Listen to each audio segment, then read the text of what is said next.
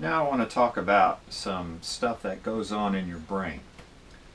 Um, if I engage in a repetitive motion, say like this, an electrical charge has to go from point A to point B in my brain. And I'm just pulling numbers out of thin air here, but let's say there's 1,000,000 cells between point A and point B. And this is not a straight line, this is a neural net. So the possible routes that this electrical charge can take to get this to happen is massive. And the first time you do it, you go in a certain route. Second time, the electrical charge goes in a completely different route. Third time, completely different route. But the more you do this, the more the electrical charge fires in the same pathway every time. When it starts to fire in that same pathway every time, it actually burns a groove in the tissue of your brain that reinforces that pathway. And that groove is observable in autopsies or whatever. You can see it. You can see the grooves in the brain. Any kind of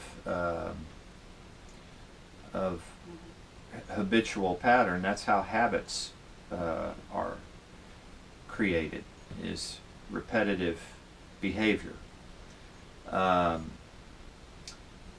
Once the groove is in your brain there and the electrical charge is firing in the same pathway every time, that's what we call muscle memory. It's not really muscle memory, it's a brain thing, but we call it muscle memory. When you've got that going on, that's when perfection is achievable. My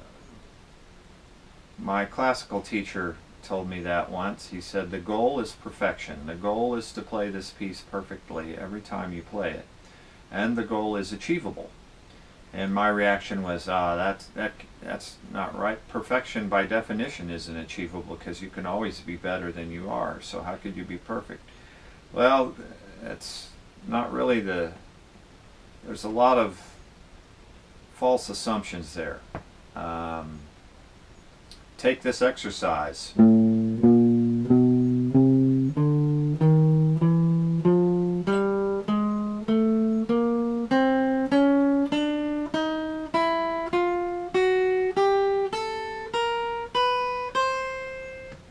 That was perfect. There was nothing wrong with it. There were no missed notes, no breaking time, no muted notes, no fret buzz. It was perfect. And you go, well, it was slow. Well, yeah, it was perfect. It was slow and perfect. Just because something is faster doesn't mean it's more perfect. So, the more you do this, the more you burn the groove into your brain tissue that causes the electrical charge to travel in the same pathway every time. And that's how you can play something perfect consistently. And that's the goal, is to play this exercise perfectly, consistently. And you don't want to go on to the next pattern until you can do that. Now, I just played that perfectly. I'll play it perfect again, twice in a row. I'll play it perfect again. And I'll carry on a conversation while I'm doing it, because I don't have to think about it. I've got a deep groove in the tissue of my brain, and the electrical charge is firing in the same pathway every time. That's how I can play a gig at a club and watch the TV over the bar at the same time. There's a little trick of the trade there, a little inside info. Because the songs that I do and the licks that I play and all the stuff that I do when I play a gig, I've done it 10,000 times. So I don't have to think about it. Now, to get the electrical charge firing in the same pathway every time takes about 10,000 repetitions. Now that sounds like a lot, but if you actually run the numbers, it's very achievable. If I do this,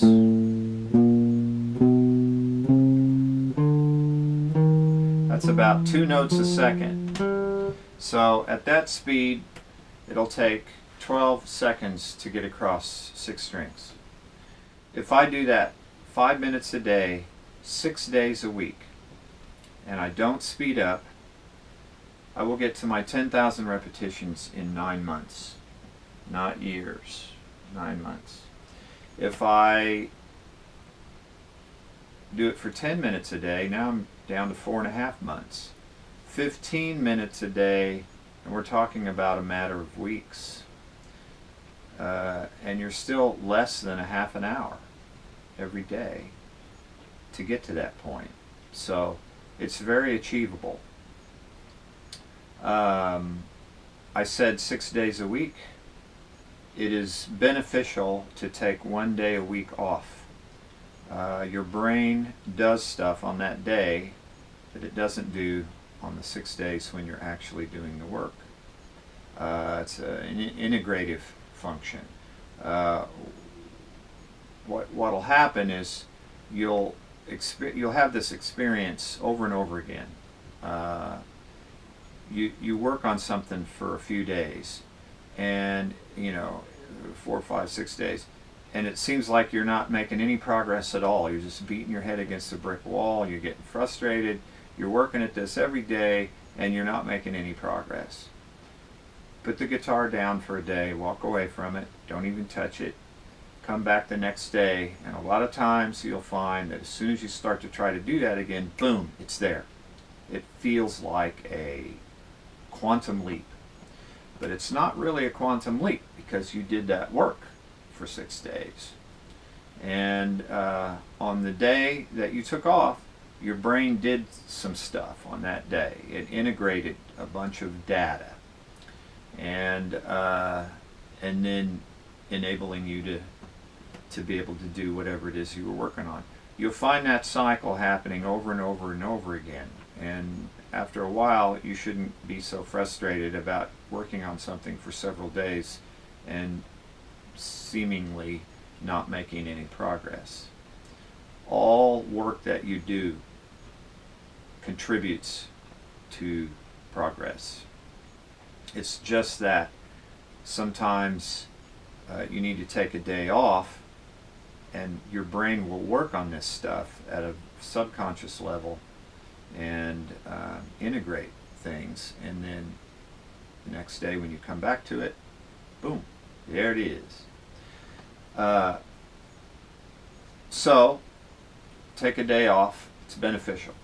2 days in a row is a gray area. If you go 3 days in a row without playing, you are going backwards. You're losing ground, because what we're talking about here is physical training. Hand-eye coordination, fine motor control, all that kind of stuff. It's physical training, and any coach or personal trainer or doctor will tell you that 3 days in a row without exercise, you start to lose conditioning. And that's what we're talking about here, is physical conditioning. So 1 day off is good. You might be able to slide by with 2 days. 3 days, you're going backwards. So you need to hit it every day for just a few minutes at least. I'm talking about the technique exercise. A few minutes every day with 1 day off a week or so, and you will make progress. I guarantee it. It's cause and effect. You do the work, the result will happen. It's mechanical. The concept of talent does not figure into this paradigm. Anybody can do it. You just got to put in the work. When you repeat an activity, you repeat a behavior, you repeat an exercise over and over and over again, what you are doing is programming your brain. You're writing code for your brain. When you think about a computer, you write the code, the computer executes the program. And when you code for your brain will execute the program.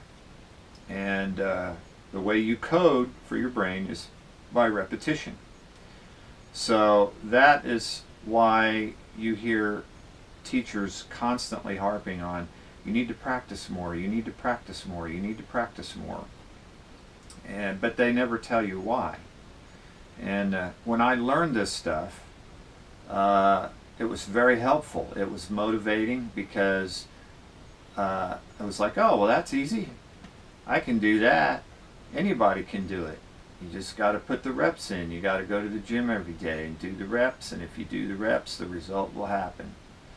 And you don't ever have to second guess yourself about whether you have the talent or not. Because talent does not figure into this process. It's totally mechanical. Now, there is a caveat to the 10,000 repetitions. It takes 10 perfect repetitions in a row to erase the effects of one mistake in your brain. So you want to minimize mistakes, because every time you make a mistake, you're adding 10 more repetitions onto the end of your 10,000. And playing slow is very important because it minimizes mistakes and it optimizes the programming of your brain. Every time you make a mistake, you're programming your hand to make that same mistake the next time. And you need to be brutally honest with yourself about mistakes. Every little slip, every little hesitation, every muted string, all that stuff. Mistakes. You're programming your hand to do that again. So you want to slow down, play very slow, and minimize the mistakes. That's why on the text that accompanies this lesson, in bold, centered on the page, all by itself, is the statement, if you make a mistake, you are playing too fast. And so you need to slow down,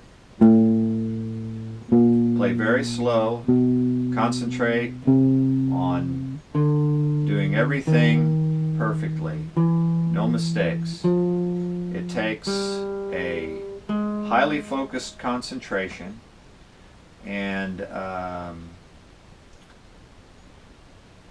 it's not something that you can sit on the couch and watch TV and do. That's counterproductive. You'll program mistakes doing that. You have to be very self-aware and analytical about what you're doing. And so you sit down every day for 5 minutes. By the way, the 9 months and the 4.5 months and all that stuff assumes that you don't speed up, that you maintain 2 notes a second. The fact of the matter is the more you do it, the easier it gets, the faster you're going to play. The more you get your fingers under control, the more you enable yourself to play faster, just organically, because your fingers are under control, you're moving more economically, so you are enabled to play faster perfectly. But you cannot play fast without playing slow. You have to play slow. You have to program your hand, because playing slows and perfect is how you program the hand. It's how you write the code in the brain. So if you make a mistake, you are playing too fast, and you need to be honest with yourself about that. You need to be aware. You need to catch yourself when you find yourself making the same mistake over and over and over again. you got to catch yourself doing that, and figure out what you got to change to be more economical in your movement so that you can play that section perfectly. When I was studying classical guitar, whenever I'd play through a piece, whenever I made a mistake, my teacher would circle that place on the music where I made the mistake, and then I would have to go back and I would have to play that phrase 10 times in a row perfectly. And if I made a mistake, I had to start the 10 times over. And after 2 or 3 years of that, every week having to play 10 times perfectly where I'd made a mistake, I started to get it, that this is the best way to practice. It's the most optimum way. It's the least time consuming. People always say, is there a shortcut? Yes, there is. This is it. This is the shortcut. If you don't do it this way, you program your hand to make mistakes, then you got to unprogram your hand, then you got to reprogram your hand. You'll never get there. So you have to optimize the time, the practice, the methodology, and you do the work, the result will happen. And it doesn't take hours and hours a day.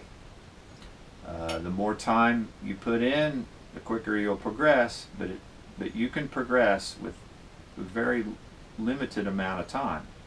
If you devote 5 minutes a day to technique work, and it's highly focused, highly concentrated time, you'll progress.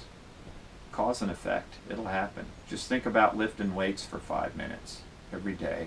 That's what we're basically talking about. So I hope that this little speech has motivated you, and you need to discipline yourself and carve out a few minutes of time every day and do this technique work.